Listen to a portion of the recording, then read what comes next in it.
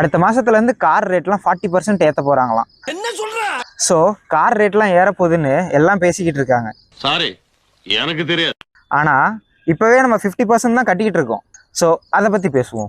அதுக்கு முன்னே இந்த மாதிரி ஃபினான்ஸ், பிஸ்னஸ், லைஃப் வீடியோஸ் பார்க்க நம்ம சேனலை சப்ஸ்கிரைப் பண்ணிக்கோங்க.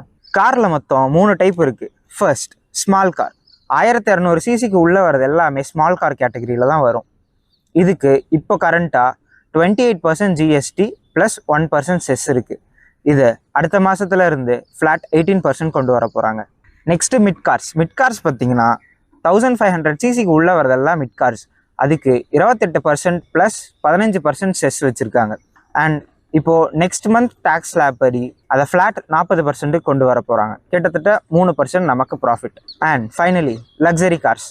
லக்ஸரி கார்ஸ் பார்த்தீங்கன்னா இப்போ நம்ம ஊரில் 28% ஜிஎஸ்டி கூட 22% செஸ்ஸு, டோட்டலாக 50%.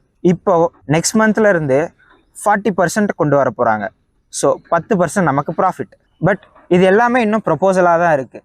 ஸோ செப்டம்பர் 1st வீக் நடக்கிற ஜிஎஸ்டி கவுன்சிலை பார்த்துட்டு என்னென்ன மாறுதுன்னு டீட்டெயிலாக ஒரு வீடியோ பண்ணுவோம். ஸோ சப்ஸ்கிரைப் பண்ணிக்கோங்க.